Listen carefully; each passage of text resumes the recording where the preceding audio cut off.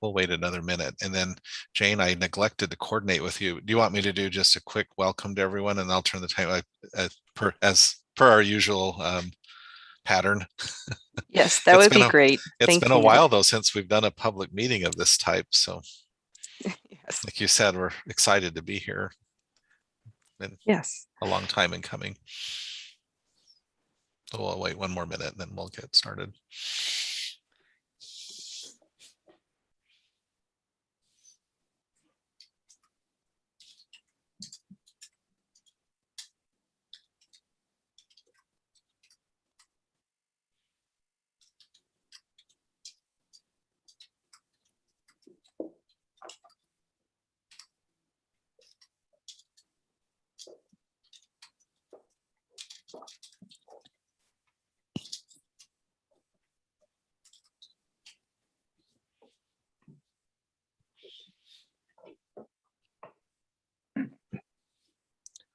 Okay, well, it looks like we have a pretty good group and about 12 people. And well, I'm sure we'll have others that may join as we go along. But in order to keep on our schedule, we'll go ahead and get started.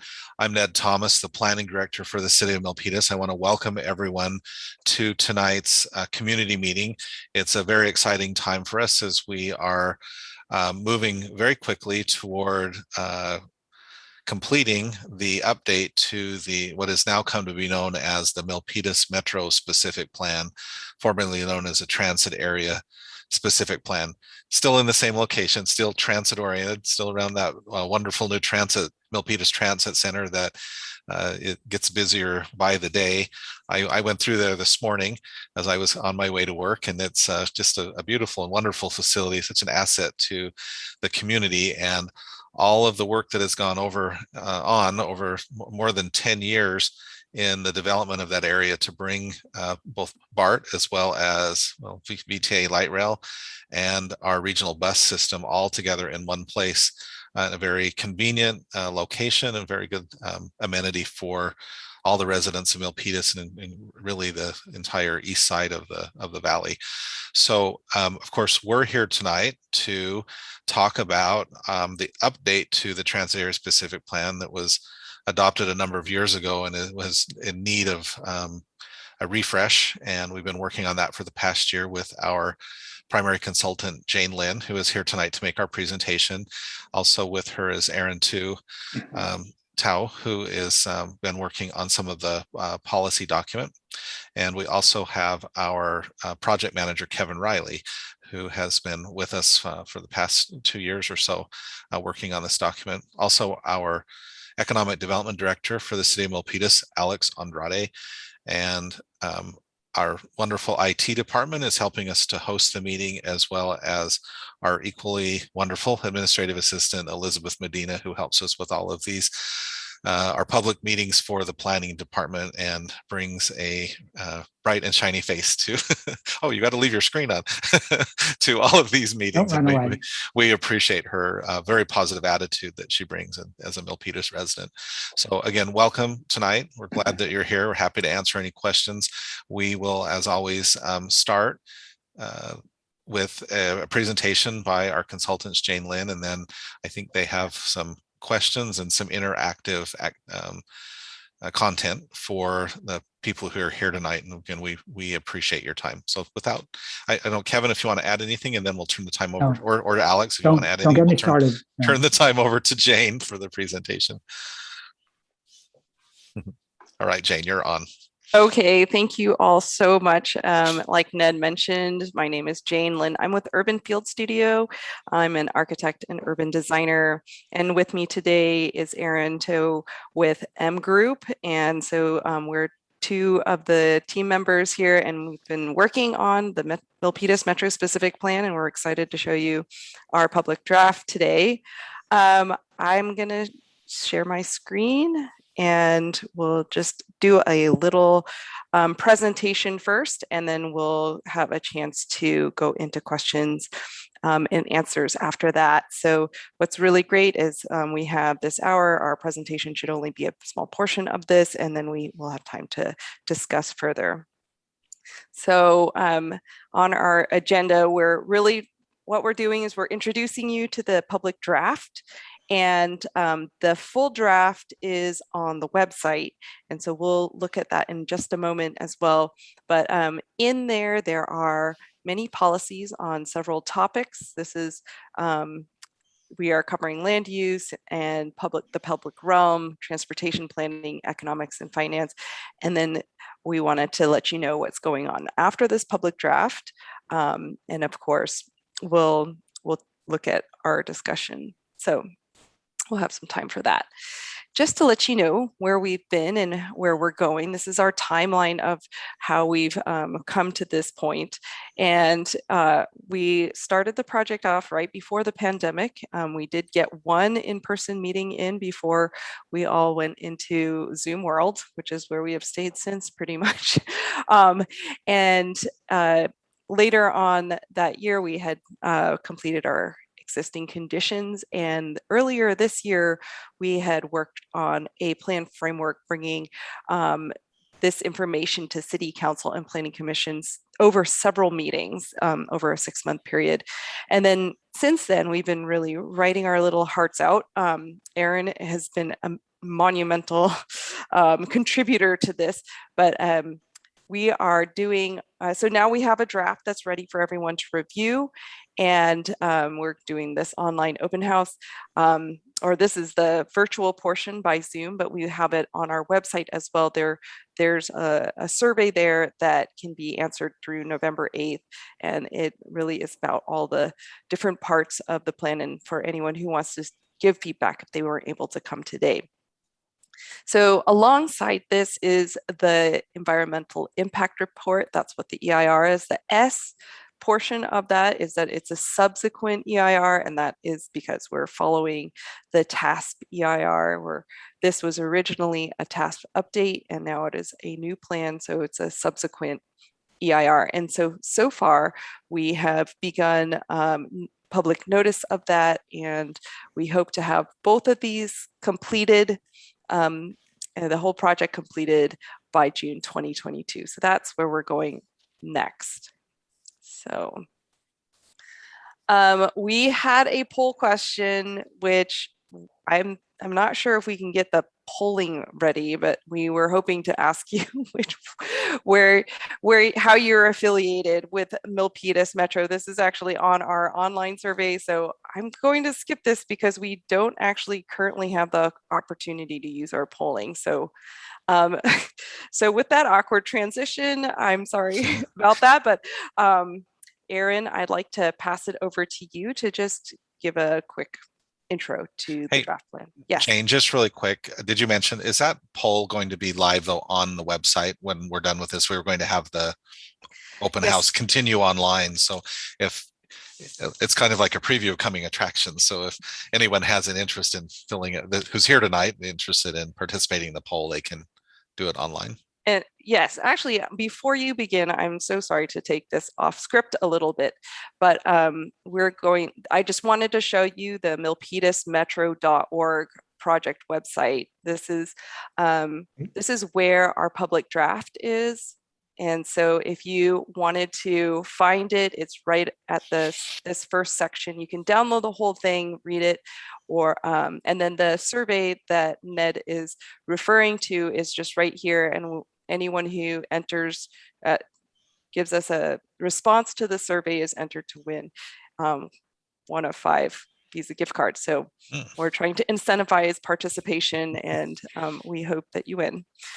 So we're really grateful that you could make time today, so that but we will also be collecting feedback that way. So tell your neighbors and friends. Yes. Okay, back to this and back to Erin.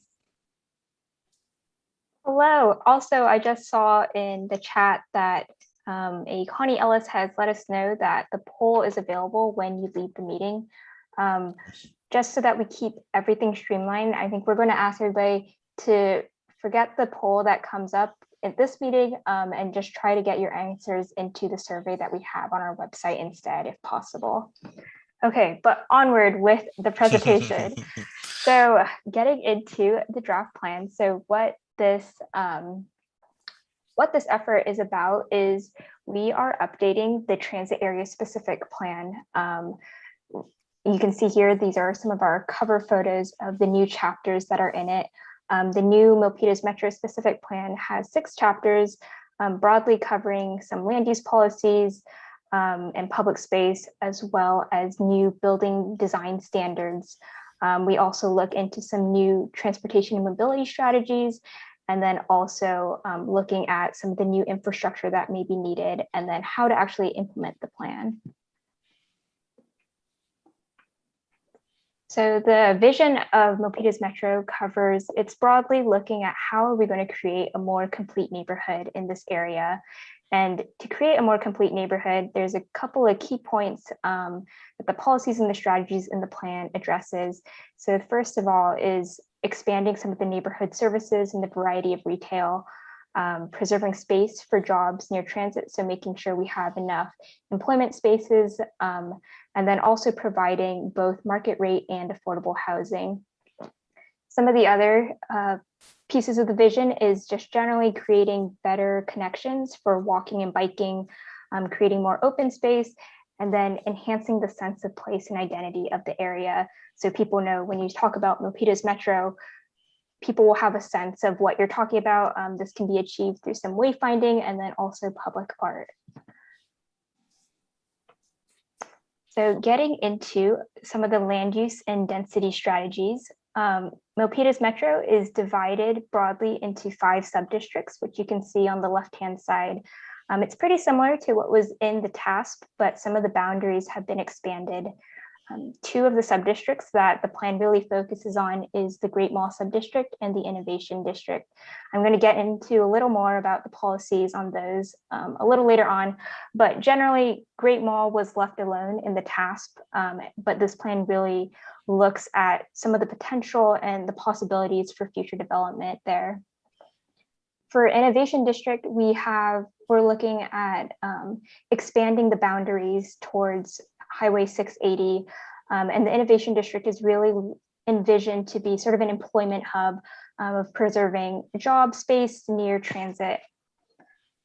Some of the other key bits of this plan is expanding the boundaries on the west side of the plan. So some new parcels are going to be added along Main Street, and then also creating new connections throughout the Tango subdistrict, both within the subdistrict itself, and then also creating better connections to the rest of the plan area, including the transit center.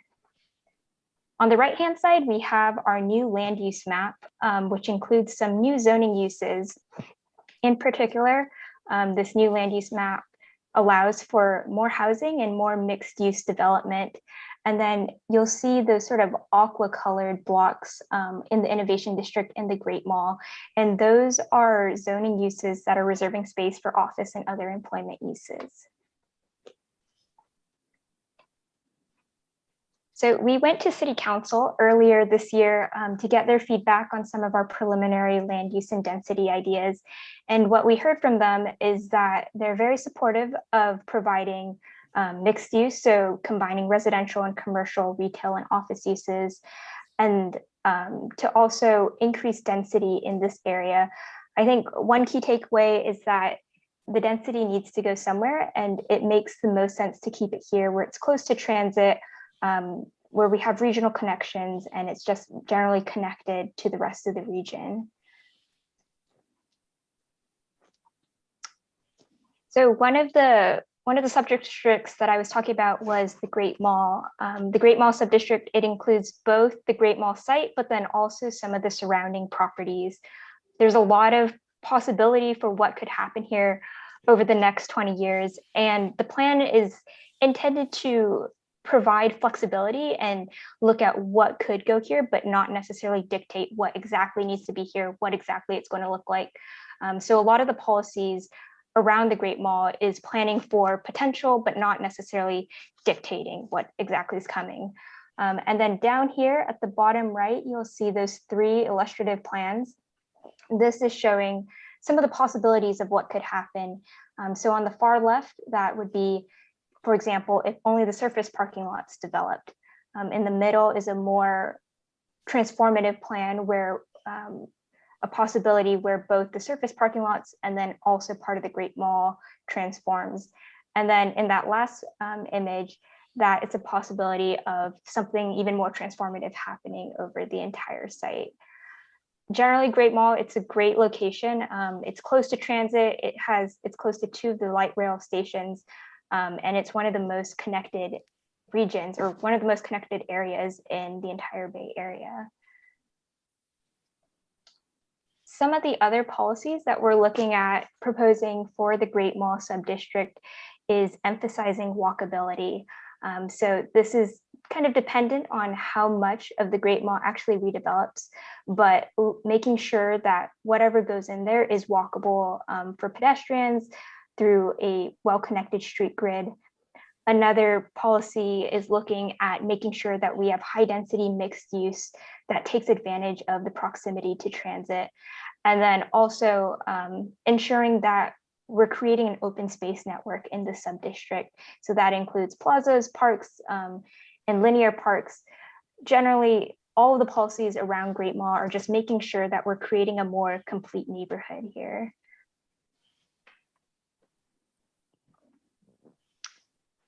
And then the other subdistrict to highlight is the Innovation District, and this is located on the east side of the plan. It's bordered by Highway 680 to the east. The main goal of this subdistrict is creating employment spaces. And so there's 3 new land uses that are proposed for this area that support light industrial and office park uses. We're envisioning that the corner or intersection of Montague Expressway and South Milpitas Boulevard will be a focal point of new commercial development and office spaces. In addition to some of these new land uses, the Innovation District is also envisioned to include new connections to the transit center. So for example, we're envisioning a bridge over Berryessa Creek that would provide direct pedestrian connections from some of the offices directly to the transit center. And then over here, this slide is summarizing some of the land use capacity within the Milpitas Metro specific plan. So the specific plan supports around 7,000 new dwelling units, a good deal of office space, some industrial, and also some retail space as well. Most of this development is envisioned for the Great Mall Innovation District. The other 3 subdistricts are largely built out, and so we're not envisioning that a lot of the new development will be going up in those areas. But as you can see, there's the large majority of office space and industrial is be accommodated in the Innovation District. And I just like to add, because we get this question quite often, that this is in addition to what was planned in the TASP. And so this is not replacing, but is in addition to what was projected as capacities in the last plan. All right, back to you, Erin. Yep. So Milpitas Metro is taking a step back and looking at it more from how it can contribute to the citywide housing strategy. Milpitas Metro is a great opportunity for addressing affordability and some of the regional housing obligations required by the state. Basically, every 8 years, the state allocates a certain amount of housing that each city needs to provide, which is known as the Regional Housing Needs Allocation Arena. And because the Milpitas Metro Plan is able to support 7,000 units, this is really going to tie into the citywide strategy for housing, and then also how the city can address some of the housing requirements required by the state. And then we had a poll, but we're going to skip this part, but if you go on to our website afterwards, you'll see these same poll questions there, and you can give some feedback about what you think about the land use strategy that was presented here tonight. Yeah, thanks, Erin. And again, I think if you do have comments or questions related to some of our poll questions, we'd love to hear them as well. So I'm going to dive into, that was land use, that was basically chapter 2, and public realm is our next topic. So in our specific plan, we were responding to feedback from City Council and their comments. And one of the things that we really notice is that this place is wonderfully serviced by transit, but the connections to them are not quite complete. So we're trying to address that with some of our ideas. Also, we were thinking about changes to Great Mall Parkway, which we'll show you in just a moment. And so there was some feedback there just to make sure that the capacity for vehicles is also maintained. And then City Council did also give us feedback on other parts of this other parts of the public realm. So we will be talking a little bit more about that as well. So they really helped us hone in on our ideas. But just to give you a highlight of some of the improvements that are imagined for this area, there have been some that have been recently completed, like that pedestrian overcrossing across Montague. There's another one that is planned further down on Montague near the creek. There's also in the plans that, so current plans, so a pedestrian or a bridge that goes over the creek right here. The plan brings out some other bridges too, like this one over Berryessa Creek, and enhancements to the creek and trail network that's right next to it. We imagine a lot of improvements at this along the Great Mall Parkway, and actually in a moment we'll take you to where this asterisk is on the map. But we're also thinking about how the improvements here can really help with pedestrian safety.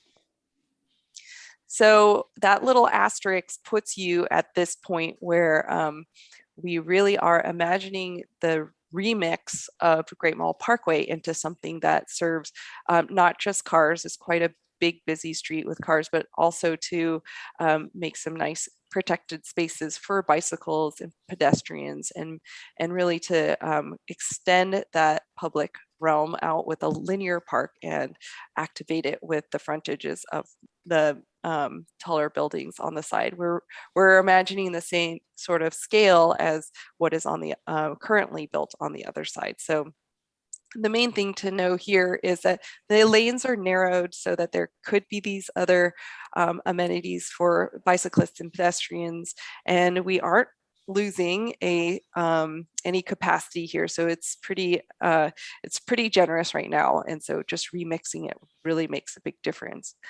Plus, there's opportunities for identity and wayfinding and public art, especially to improve the underside of the tracks for the light rail. Further up the street, right at Main and Great Mall Parkway, we're imagining quite a few improvements there to make cycling in the area a little safer, and also to, for instance, improve the conditions of the street to allow for better public spaces. So there are quite a few ideas here, and also in our plans we show for any of the new streets in Great Mall, there's some ideas of what they should be in terms of standard typologies of shopping streets and local neighborhood streets that would be going in the Great Mall in the future someday. So one really big item is one big goal that our plan is trying to achieve is to enhance the sense of place in the Milpitas metro area. And that's really just getting to know where you are. So getting to know where you are, we can solve that a couple ways. One, we can put up signs and provide wayfinding so that people can get places, but there's sort of another level beyond that. One is to also provide places where you think of it as landmarks or opportunities to socialize and gather. And so that kind of creates destinations. And then the other is to make sure that the new buildings are really enhancing the area with great architecture or public art that make you really remember this place. And these landmarks are some things that really give the place an identity. So we're encouraging all of those things in our public realm policies. And as we look at the buildings, this is part of chapter 3, which is about the building design. And it's quite technical, but it is about trying to shape the character of the new buildings that are anticipated here. And for this to have an innovation district and to be such an important node on the regional transit line, we put we put forward some of the adjectives that we are thinking of in terms of the character of the architecture in this area. So there's coordination here with objective design standards with the multifamily housing that is also going on at the city of Milpitas. So there's a lot that's being written right now that really informs the design of buildings. And here we were also in that chapter, we're also looking at open space. And so thinking about how open spaces are a little bit different in urban places than they typically are built in the rest of the city of Milpitas. We explored a couple different ideas, and these are some comments from the city council about some of those ideas. And so we were trying to think of how to adapt some of the park policies, and we're really asking the developers to continue to provide a high amount of parks, but also to consider the quality of the park and what is offered in them in the policies. So, and just to highlight that the requirement is 3.5 acres per 1,000 residents as a ratio as established.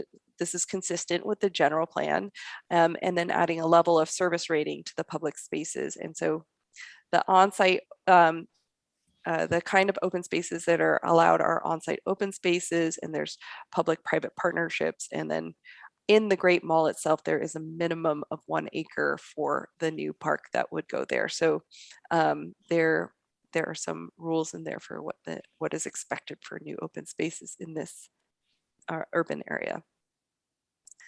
And here is one of our key parts of the park system in the Metro District, and it includes the Tango subdistrict and McCandless. In this illustration, the VTA transit stop or the BART station is right here. So it's incredibly close. Right now, it doesn't quite connect, but in the future, a bridge will help connect this area. Recently, the city has purchased the land here for a public park. So that is really exciting. Improvements have been made to this area that are that make this McCandless Park, and then a future bridge will connect. And that's really a wonderful way to connect transit and the parks and the trails across to other parks and the schools, and further on to the park near the Penitentiary Creek on that side. So trying to make a network of places to walk and ride your bike or stroll or have exercise. This is one of the goals here. And in this area, we're imagining there's a variety of connected open spaces that include all sorts of things like what is mentioned up here in the top right.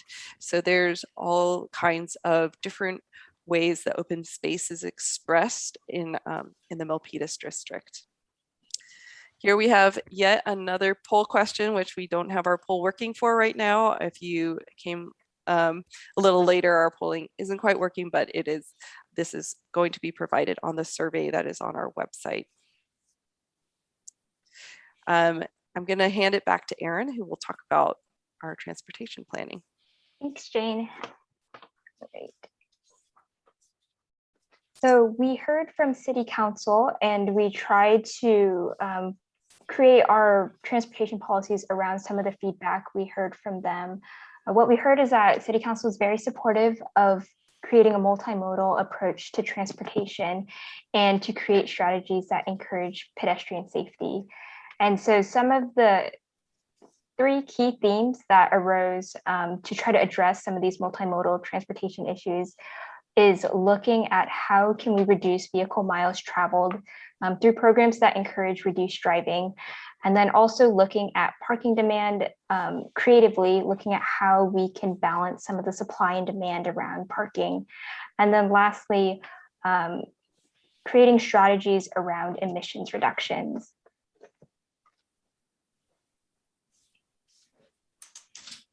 So earlier this year, the state passed a new policy around transportation. What this new policy does is it makes it so that under the California Environmental Quality Act, or CEQA, there's a higher emphasis on reducing greenhouse gas emissions instead of just looking at traffic delays when we're assessing what are the impacts of a project. So under this new policy, areas within half a mile of major transit stops are assumed to have less than a significant impact on vehicle miles traveled if they meet some certain criteria. So some of the requirements that they have to meet include requirements around a minimum density for employment and residential uses, making sure that these new projects don't provide more parking than required, and then also ensuring that these projects aren't taking away affordable housing. So the entirety of, sorry, can you go back one? So the entirety of the Milpitas metro area actually qualifies so that under CEQA, it's determined that Milpitas Metro Plan is not going to create significant VMT impacts. But in the case that we did not meet that criteria, CEQA would require that emissions are reduced by 15% compared to the regional averages. Next slide. And so even though it's not required by state law, we've decided that under this plan, the plan's still going to try to reduce VMT by 15% below the regional baseline. And so some of the strategies to meet this is requiring transit development management. And so these strategies are revolving around how do we reduce emissions. And some of the strategies for accomplishing this are things like subsidizing transit passes, funding shuttles within the plan area, and then also unbundled parking. And what unbundled parking is it's basically separating parking costs away from rent costs. So for example, a tenant who wants to have their own parking space would have to pay additional to purchase that parking space. So it's separate from the cost of rent. So one of the key highlights of the new transportation policies is the vehicle parking requirements. Parking takes up a ton of space, but it's also important to balance the demand while also encouraging other transportation modes such as transit, bike, and walking, especially because this area is so transit oriented. The plan really puts an emphasis on what are some of the strategies for reducing parking. And so the plan provides new minimum and maximum parking requirements. These are designed to be very flexible though. So for example, the plan includes a parking point system where less parking is required if developments provide other measures to reduce the need for parking, such as transit passes for employees. And then the other key highlight of the new transportation policy is the approach to bicycle parking. So there are two types of bicycle parking. One is long-term. Those are things such as walkers and indoor parking. And then there's short-term bike parking, which are designed to have high turnover. So they tend to come in the form of bike racks outside of buildings, basically types of parking where bikes are only going to be parked there for a couple hours. And so we are providing bike parking requirements based on the land use. And this more nuanced approach is intended to make sure that we're actually reaching and providing an adequate amount of parking for the potential users by what the actual building is going to be used for. And then we have two poll questions here, which we're going to skip, but again, will be on the website. Okay. And back to Jane. Thanks, Erin. This is the last portion. This is chapter 6 of the Milpitas Metro specific plan. It's about infrastructure and implementation. Actually, infrastructure is chapter 5 and implementation is chapter 6, in case you're interested. What I was talking about before and some of the road improvements, those all are part of what has been identified as infrastructure. There's a lot in this list. However, there's also, and I won't go over all of these, there's also fees. So we'll talk about that in a little bit. But just because this is a plan that builds on the transit area specific plan, the TASP, we just wanted to show this list. On the left are all the completed improvements that were done in the TASP. And actually, it's quite amazing how much was accomplished in that plan. And then there were some added items that were part of that plan as well. And they occurred after things got built, and they're on their way in some cases. And if not, they're earmarked for improvements for the infrastructure. Now, there are also items that haven't been included yet, and they include some future items. And also in the pink here, or the purple, these are the tasked additional items. So there's just a few more just to make sure that there's enough connectivity for the innovation district for fiber, and then there's the Parkway improvements, and also there's the new bridges that are additional to what was envisioned before. But in total, these are all the big improvements that have been made since 2008 or so.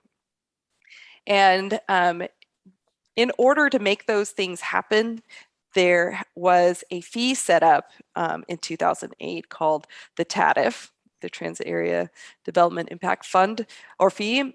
And this is one of the resources for paying for all of this.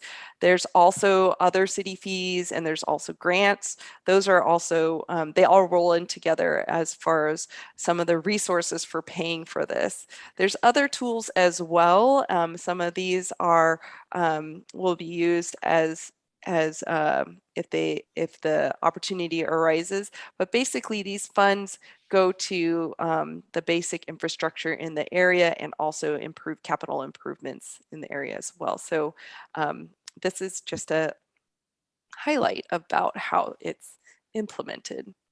So the next step, so now that we've put together this public draft, we will be updating it.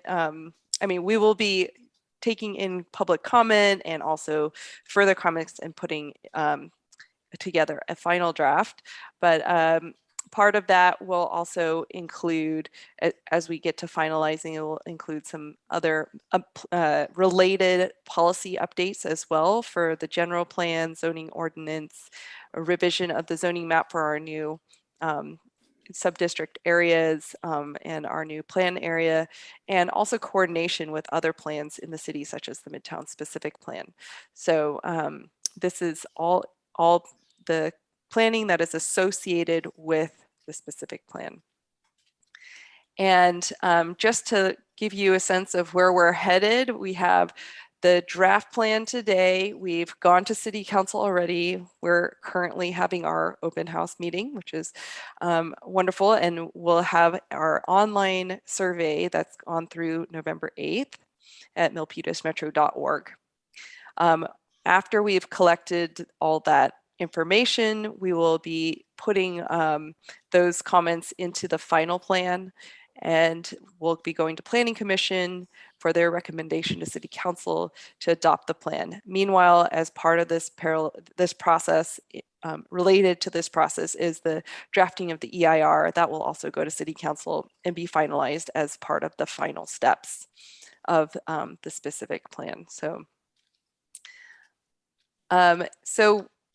this is the time when we stop talking, and we'd love to hear from you. There's some prompted questions here, but you're welcome to ask questions or make comments about any other parts of it that you want to. And so actually I'm I'm going to stop share here just because it's easier to have this discussion in this other format where we're not looking at a screen. If you'd like to speak, please use the raise your hand feature. That would be the best way to know that you're interested in speaking. And I see first John and then Allison next. So, and then, yes, and a couple more hands popping up. This is great. So John, I'm hoping that you can unmute and let us know what you think. Let's see, do we have to do anything in particular with the Zoom? Okay. Yes, we can hear you. Okay. Yeah, I had a little awkwardness with Zoom here, but thank you. So I have 3 points I want to mention about the document and with specific page number references.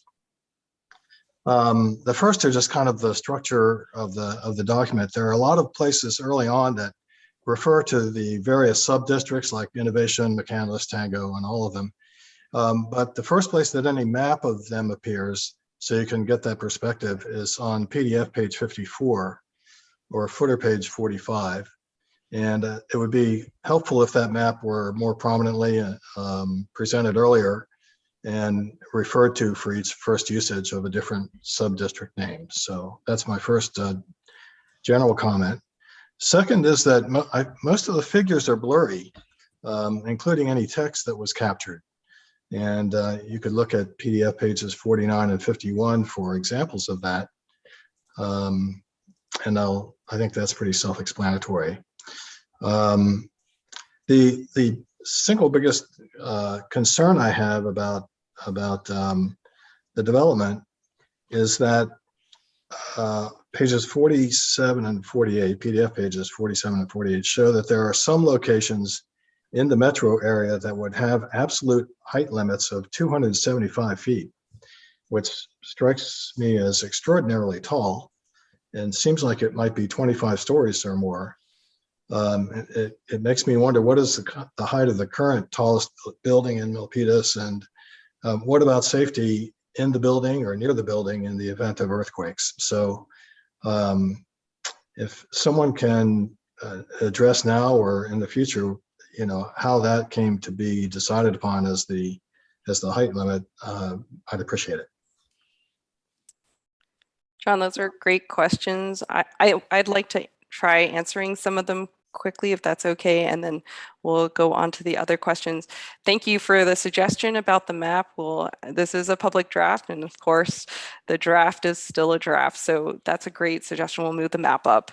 And then, of course, it's a huge file, so I think what happened was when we exported it to make a draft for the web, it lost a lot of its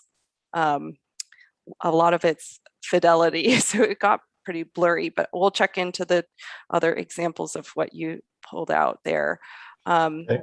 And then for the height limit of the building, and so this is where, if you look at other BART stations right now, there's a few out there that have high-rise towers near them.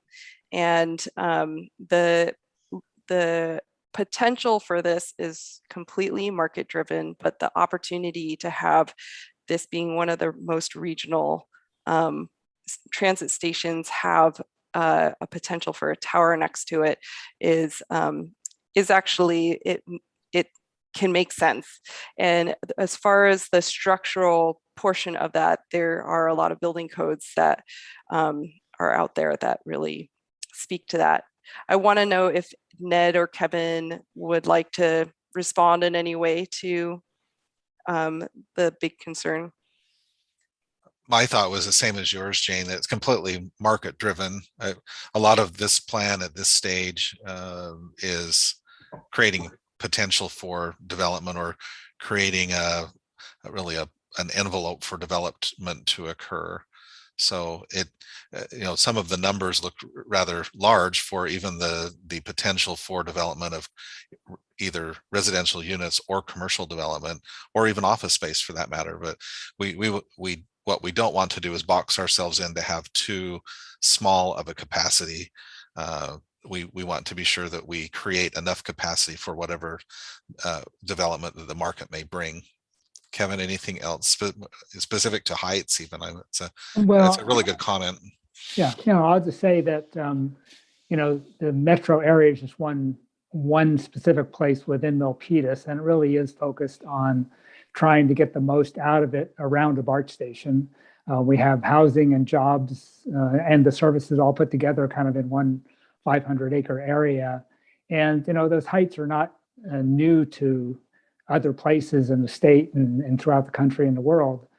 They're just maybe new to Milpitas. So it may not be something that we've seen here before, but as Jane said, the codes deal with them. And I think it's just a matter of, if we want that kind of intensity in this area where we really are promoting economic development for the city's benefit, do we want to allow that? And I think the answer, we've gotten so far from the council is yes. Great. Okay. Can you still hear me? Yes. Just a quick follow-up then. I didn't recognize or realize that both commercial and residential usages were under consideration. It does sound like it's pretty open-ended at this point in terms of whatever meets market needs. Yeah, I'll just say that the original task assumed that there would be almost 1 million square feet of office development to come, but because BART was not here yet, it was pretty hard for commercial developers to see that. But we've seen taller building heights in other cities, particularly around mass transit. So it was something that could have come with the prior task, and we basically just increased the amount of commercial space that would come. We have one approved tower already residential tower in the metro area, but it's not penciling out yet. The economics does not support it. So, it's going to be hard to say when we would see anything that would be more than about 8 stories. It could be some time yet. Okay, thank you for those responses. Sure. Thanks, John. Thank you, John. Allison, would you go next?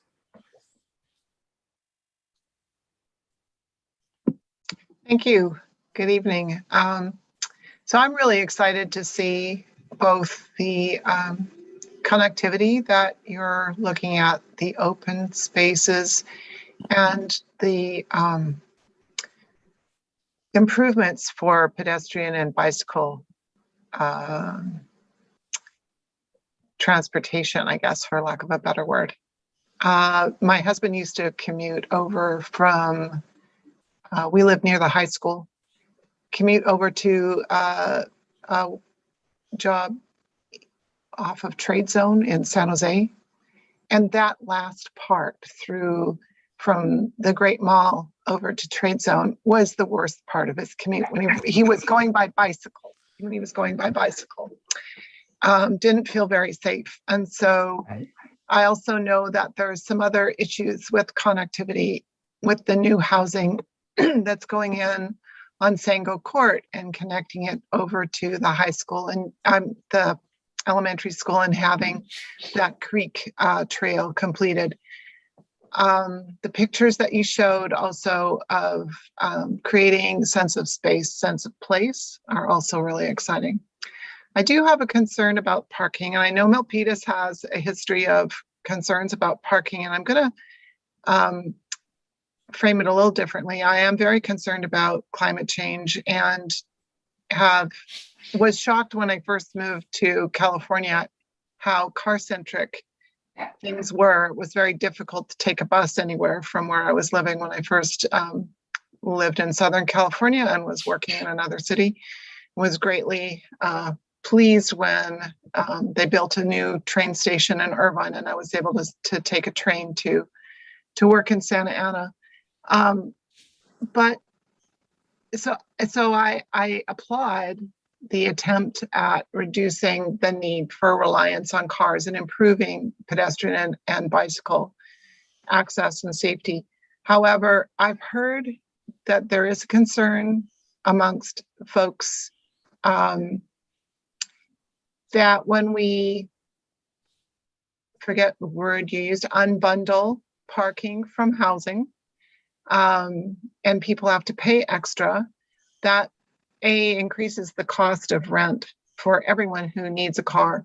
But specifically, it harms and essentially segregates people who are disabled and rely on their own vehicle in order to get around.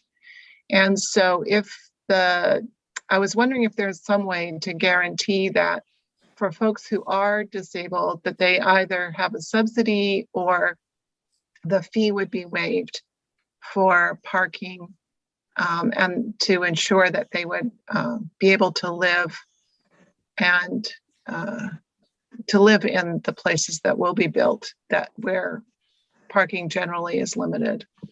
So that's my main concern at this point. That is so thoughtful, Allison. I don't know if Ned or Kevin have a response. I think this is a really interesting idea, especially about unbundled parking in general, and perhaps an exception for disabled.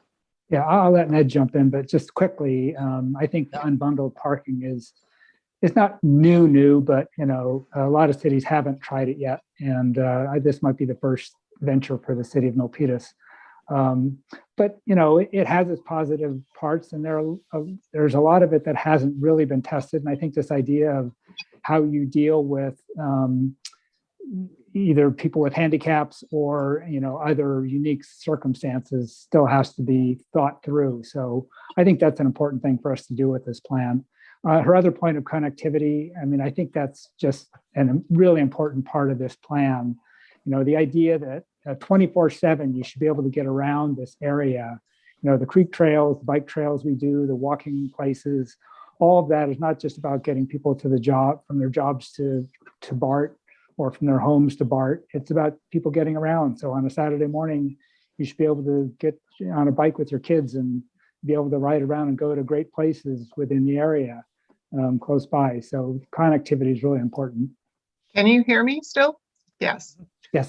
Yeah, I was struck by the similarity to the neighborhood where I live, which is very suburban and mainly two-story buildings. But we have access to the Hetch Hetchy right-of-way, which I think is Great. One of the greatest things that the city of Milpitas did was to turn that into a greenway and connects housing at the very north end of Milpitas through Weller Elementary School, the middle school, high school, and college, down through Cross Jacqueline Road to parks. There's Augustine, Sandalwood, just like 4 or 5 parks, all the way down to the city center, city hall and shopping center down there. And I think that's been one of my favorite parts about living where I am, and I'm really happy to see that that's being considered in this neighborhood as well.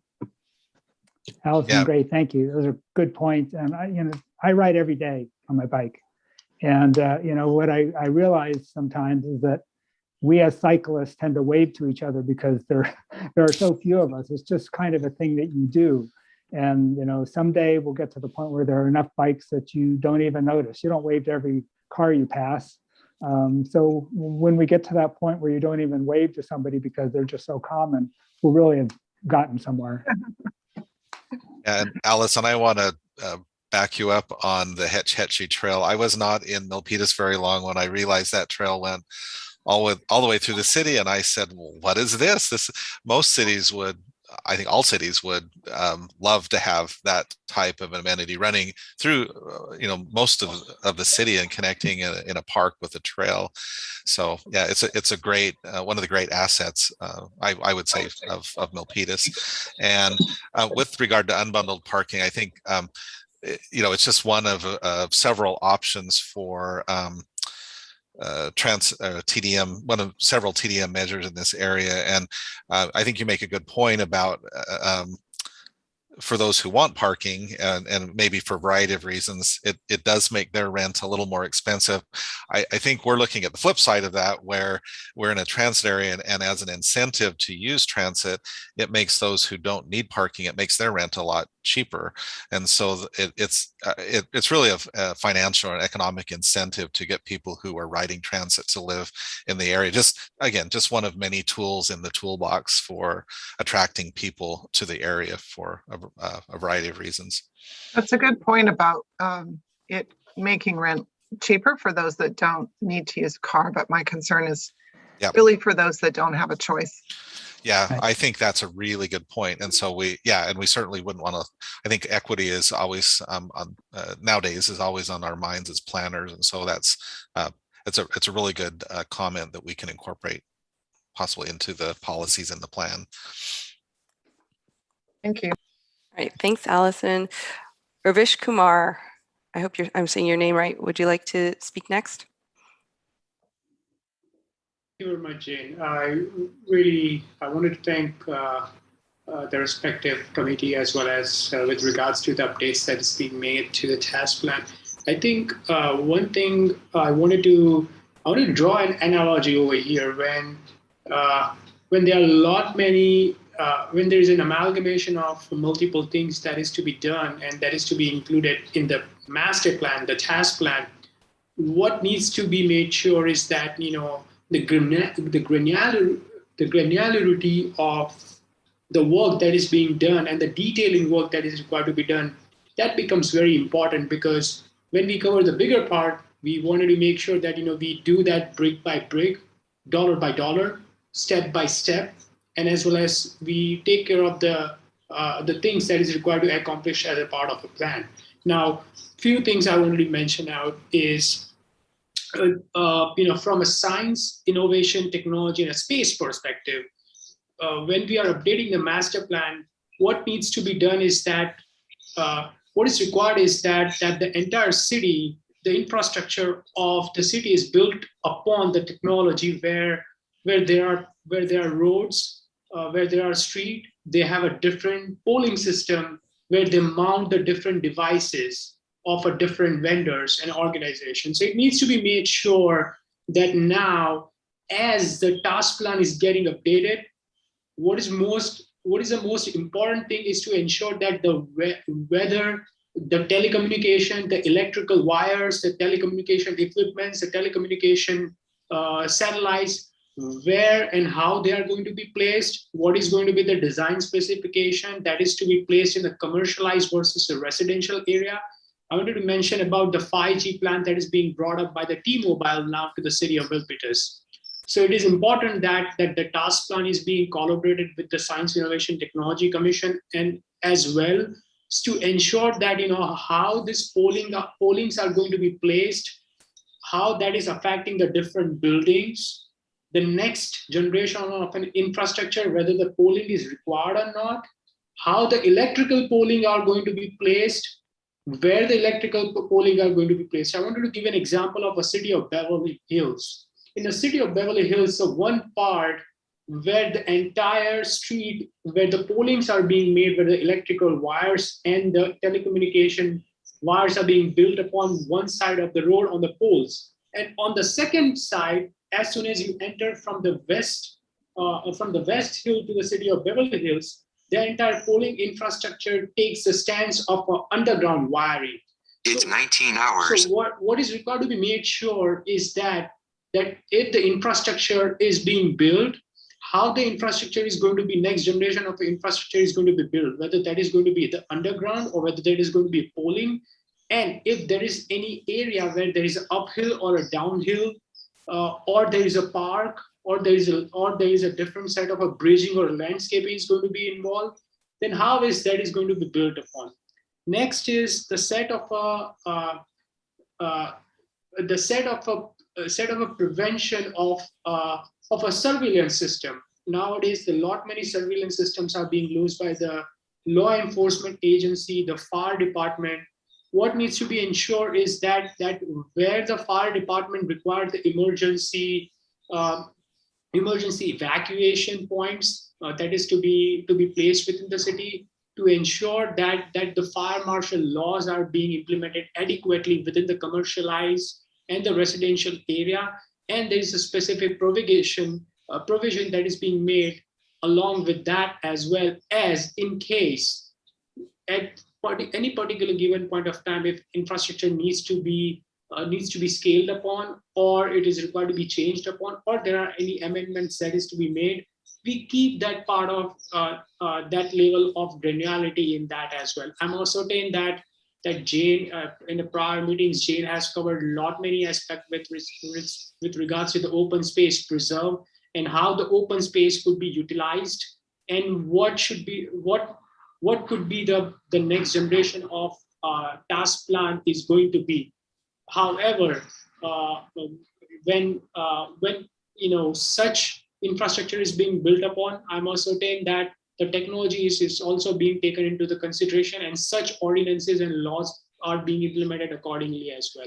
Thank you, Mr. Mehta, for your comments. We have a bunch of other people on the line, so not to cut you off, but do you have a specific question or comment about the plan? And if not, then I may have Jane just comment briefly on, I know that you had one of the slides that showed infrastructure. One of the things that we're touching upon is and this was in conjunction with economic development in the Innovation District. We want to be sure that we have sufficient broadband capacity. Maybe we could just comment upon that, and then we can move to the next speaker.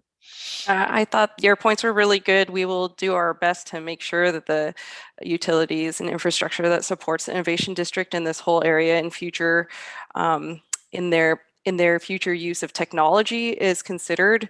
So, and also the way that it looks in undergrounding as well, the utilities, I think that's also really good comment. A good comment. So thank you so much. I mean, this is really in line, I think, with what we're thinking of. About the provision of solar lights within the task plan as well. If you could include that, Jane, would be really appreciated. Thank you very much for the consideration of comments. Thank you very much. Thank you. Connie, thank you for your patience. Would you like to speak now?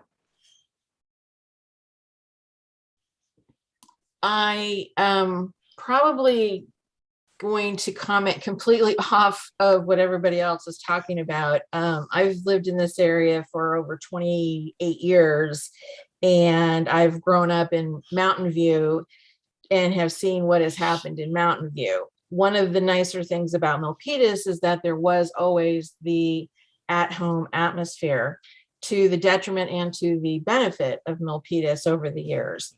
A couple of the things that I had comments about, or questions about, I should say, are traffic and safety. You are definitely moving towards trying to be less vehicle traffic and that sort of thing, but there's two main ways to get out of the city of Milpitas. One's Montague Expressway and one is Calaveras Boulevard to Highway 237. And as it states right now, and we are not at full capacity since the pandemic and all of this housing has gone up, traffic is a nightmare when you have to go west, when that's where your job is. If you're living in Milpitas and your job is someplace else where transit does not go, you are on the freeways or highways or roadways, or however you want to describe them. Or people like me, who my business is a client-based situation where I definitely need my vehicle, and a public transportation does not meet those requirements or those needs, as well as children and health issues and doctors, hospitals, and that sort of thing. Our transit systems do not address those items as well. Safety is also another concern. We do have, since light rail has gone in, we have had more crime at the Great Mall than we've had prior to the light rail going into Milpitas. And a lot of that crime is coming from other areas that are utilizing public transportation to come into Milpitas and do their bidding and then leave. I also have an issue with we're losing our sight lines with the hills. We're losing some of the the benefit of living in Milpitas with our metro modernized condensed housing market. And I understand that's where we're going, but we're also losing quite a bit as well. As far as the metro area is concerned, it sounds wonderful. It's great if you like to live in condensed housing. However, that condensed housing is not affordable. My daughter is 27. She graduated from college several years ago. And out of her graduating class, out of her group of friends, all of them have left the state of California because they can't afford to live in this area.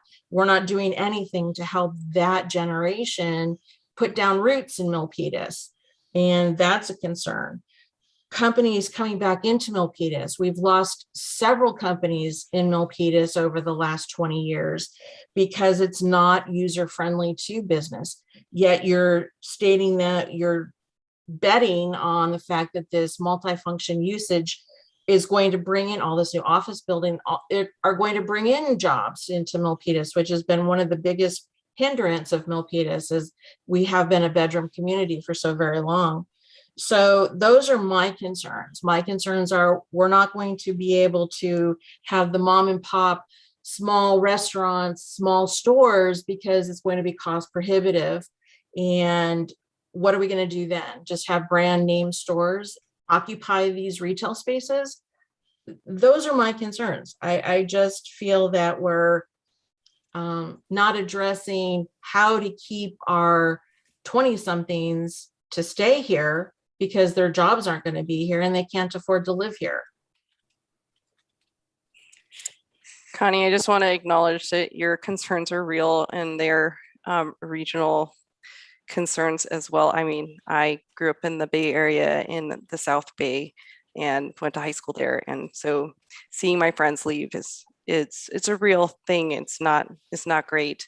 And it has to do with a lot of the regional problems that we have. And so I don't want to like skip over that. I think your concerns are very valid. So I just wanted to acknowledge that.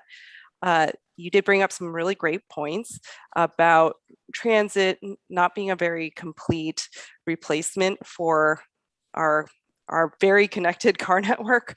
And while transit's not quite there yet, it's one of this particular location is very transit rich compared to many other parts of the Bay Area. So it's still not awesome, but it's one step in the direction. And I think you're right. There's quite a few that will take some time to transition to using it at all. So I think that's true as well. So I wanted to see if Ned or Kevin wanted to respond to any of the other thoughts there. There was a lot of great topics that you brought up, Connie. So thanks for doing that. Yeah, Kevin, I don't know if you have anything to add. I hear that. I think the same as Jane. Yeah, they're definitely valid concerns. And I just think, housing, well, as planners across the state, we're all grappling with the affordability of housing. It's an enormous issue for the entire state. One of the things that Kevin likes to remind us about as we're talking about the Metro plan, the first 10 years, we'll say the past 10 years, we've been city has been very successful in development community and in building housing near at the time the future BART station, the BART station that would be coming. As Jane mentioned earlier, now BART service is here. We have a fully developed transit center. It's not fully utilized though, and that's really our next challenge. But at least the service is here, and so it's kind of a watershed moment in my mind that we now have an opportunity and which is what we're doing. We're looking at it and say, okay, well, we've done well so far with all of this housing. Haven't done that well with commercial retail yet. Very little office, but my point, Kevin's always reminding us, well, not only are we building housing next to transit and jobs next to transit, but we're building housing and jobs next to each other. And, this is a long-term proposition that over time, we would hope that many of those services and those jobs would be within proximity. People could walk or bike to it, thus taking many of those cars off Montague Expressway and other are places where now we don't have any options. Where I've driven through there trying to go westbound in the morning, and it's terrible. You can't you get caught in gridlock, and nobody likes that. But it's because we're all driving. You know, many people are driving over to the other side of Silicon Valley, or driving to San Jose or elsewhere to their jobs, or to their to get to shopping or whatever it may be. I guess the idea here is that we would bring many of those things into this area, and it doesn't necessarily, although transit is a catalyst, it's not the only catalyst, but we want to have that all together, that we create a a critical mass where it's really a new center of activity within the region, not just for the city of Milpitas, but for the region. Any comments? So. And the other thing I would say, and this came up earlier, is Milpitas is a very interesting community, because, and this came up time and time again as we were developing the general plan, which was adopted earlier this year. One of the primary themes of the general plan is to protect the existing neighborhoods. And one of the ways that we're able to do that is that we happen to have this growth area around, that just happens to be around regional transit, and by I would say concentrating, or because we have the ability to put our growth, we have a regional housing needs allocation, we have this RENA number, we have to accommodate those new units somewhere. Earlier in the comment section, I was responding to someone who asked about that. No, the Metro Plan is not the only tool that the city will be using to meet its RENA numbers. There's other areas of the city where housing can and will be allocated to. But we're lucky that we have the area, and by directing the growth into the transit area, we're able to protect our existing neighborhoods to some extent. And last thing I'll say is Milpitas has this other side of it, where we have these wonderful hillsides someone mentioned a bit ago, and by voter initiative, Milpitas has been very successful in protecting those hillsides. It's wonderful to drive along Piedmont and to look to the east, and you see green fields, and well, now that we've had rain, they'll be green again. Green hillsides. I love going up to the 4th floor of City Hall and looking out our large windows and seeing the green hillsides in the springtime. Again, another great asset of Milpitas, and one of the things that helps us protect that and keep the pressure of development in the hillsides. If we're not going to develop there, well, where will it go? Well, one of the areas will be here in the transit area. And although some of the lower density neighborhoods, the traditional neighborhoods of Milpitas, they will still enjoy their views of the hillside. These newer areas are able to enjoy that same view in a different way. And I guess that's one of the themes that I've seen emerge over the months, the past year that we have been developing the Metro Plan, is that we're kind of developing the other side of Milpitas, the alter ego of traditional Milpitas College. It's this newer area where we've had to come up with creative solutions for things like infrastructure and parkland. We don't have acres and acres where we can build a traditional park in the metro area, but we do want to have open space for the many residents who live there. Well, those open spaces look different. We're more focused on quality rather than quantity or space. So some of that, and my point is that some of that are in these rooftop amenity decks that are being built, and I've never seen a more beautiful view.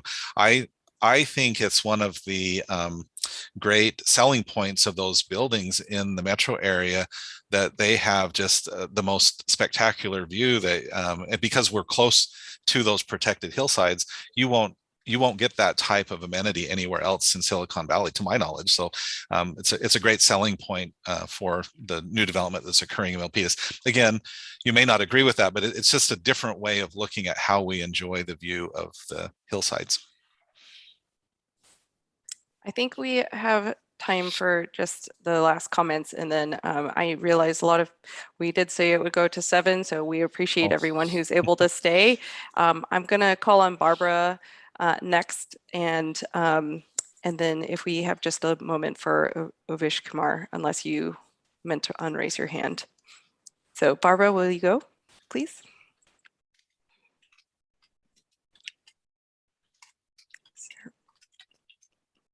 All right, great.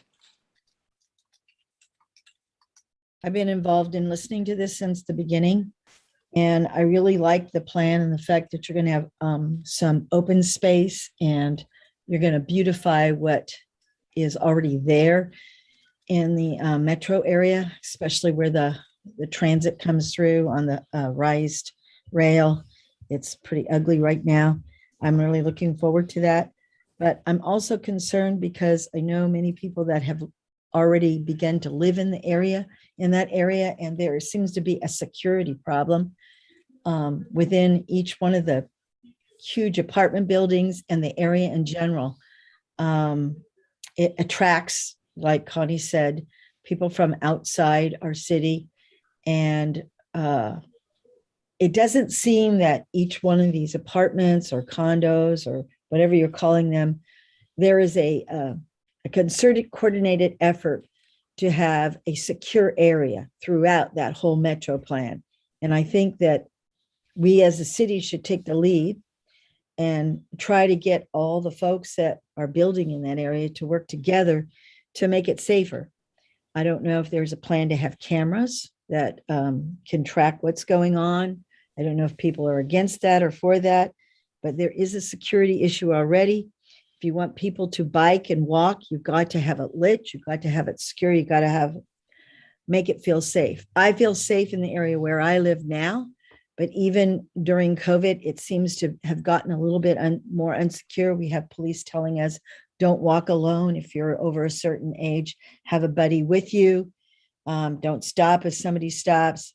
So there's a lot of that going on, and I expect it will continue, especially in that area where there'll be more condensed people. So my big deal is you can make it as pretty as you want, but if it's not safe and people feel secure, even with their bikes getting ripped off or a place to house them where it's watched and police take action to prevent burglaries and everything, it won't work.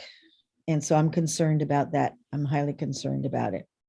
And then the other concern I have is, in saying this, who foots the bill on once this facility, this area is all beautified, who foots the bill on keeping it that way?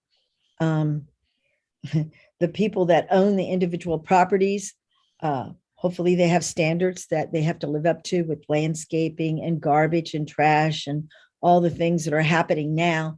We're having a big problem in our city, even the areas away from the transit area where we have a large amount of weeds and trash everywhere. Yes, it'll be beautiful for 3, 4, 5 years maybe, and then what will happen? Who will maintain it? How much will it cost? Is somebody looking at that downstream? Is there a concerted effort to put in ordinance to make sure that the people that are building the buildings and are going to own them are going to maintain the area in a beautiful way so that it is what you expect it to be in the future? So those are my comments. Thank you so much, Barbara. Those were great comments. I was wondering, maybe Kevin, would you speak to some of the security concerns? I just wanted to add, we are planning to put a new police substation in this area. So that's one of the many different things, but maybe you can fill in more.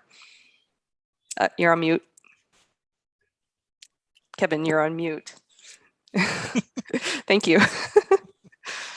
There we go. Okay, sorry about that. Yeah, so a police substation is one of the things we're looking at in the plan. Police department has not determined where they would like to see that, but obviously there are some places, we've looked at that are possibilities. And they will hopefully give us some comment about that in the coming week or so.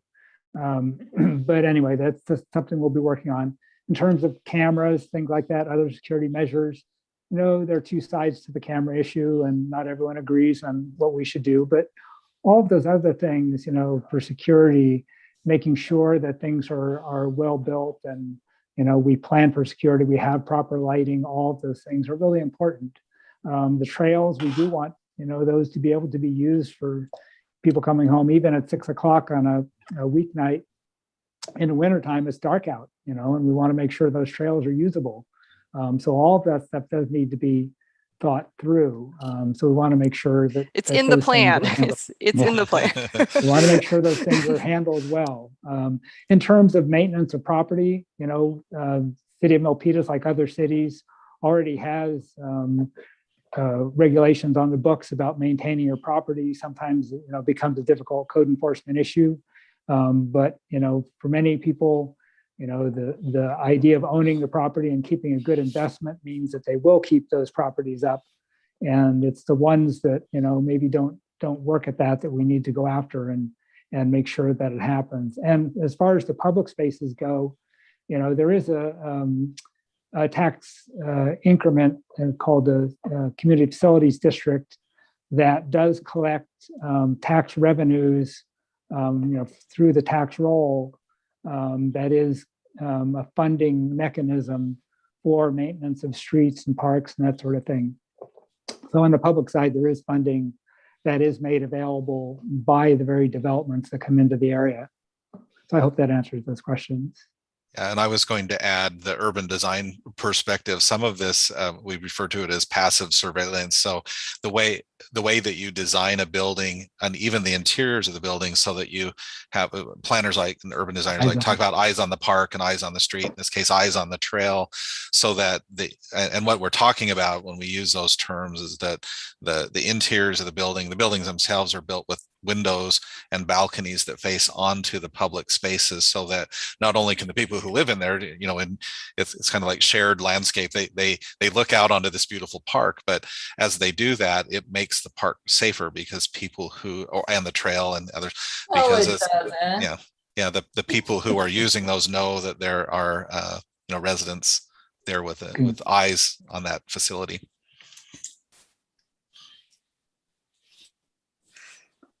Okay. All right. There is just one more hand up, and that's Urvish Kumar. Do you want to add one more thing? Briefly.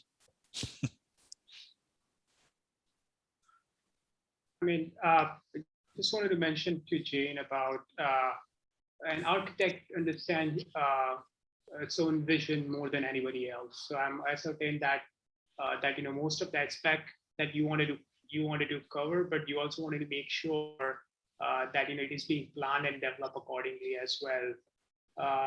There are a few things that I wanted to mention that with regards to being present in the Silicon Valley, and now as everything is going green and getting electrified, it is important to measure that how the seniors and as well as the priority to the person with the handheld and disability, would be helpful as well. To include the traffic signal would be voice enabled, and providing the assistance to the people with the special disabilities, would also be important.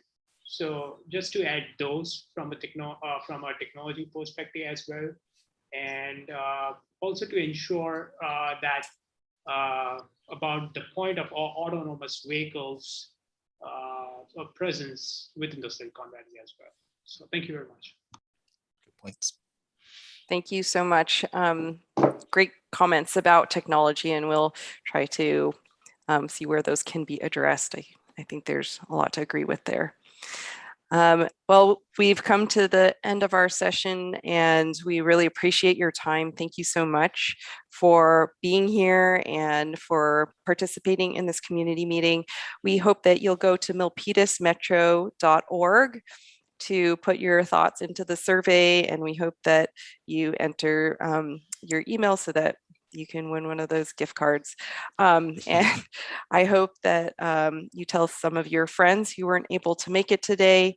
We'd love to get all the comments we can to make our final specific plan as good as possible. So we really appreciate all of your comments today. Again, thank you for your time. Thank you all for being here. Appreciate it. That's great. Thank you. Yes. And I guess as next steps, Jane, of course, we'll have the online information going for, when does that? It goes Goes through a all the couple of way. weeks, right?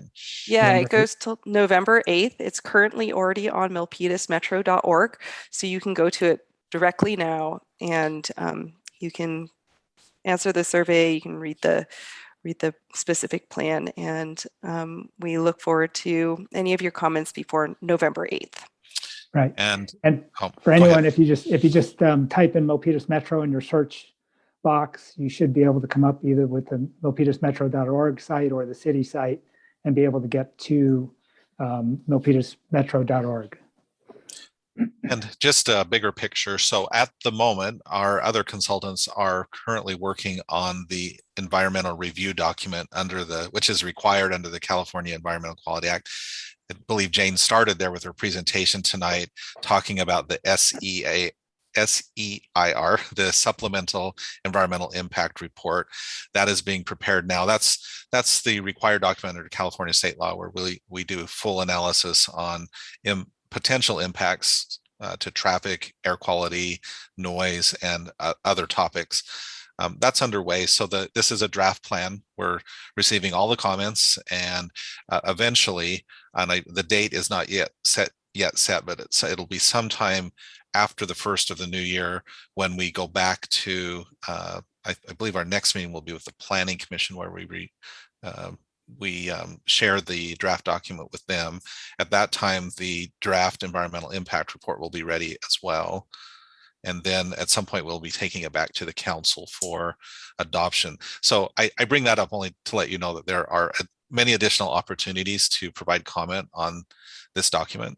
But this is the first, and we are very pleased to have such great feedback on the document. And thank you for your attention and your great interest in this project.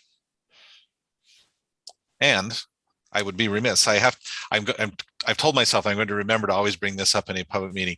If you're not already signed up for our planning info text, if you would text the keyword planning, so it can be lowercase or uppercase, PLANNING, planning. If you text that keyword to this following number, then it will give you a link where you can sign up and you can get text messages from the planning department on upcoming meetings. And the number is 855-402-1400. So 855-402-1400. Text the word planning to that number and sign up to get our texts, and we'll keep you updated on upcoming meetings about this project as well as others. And please share that with your friends too. Right. Thank you very much. Thank you, Jane. Thank you, Aaron, for a wonderful presentation. Putting that together. Alex, thanks for being with us tonight, and Kevin and Liz. And we'll leave it at that. Until our next time. Thank you again.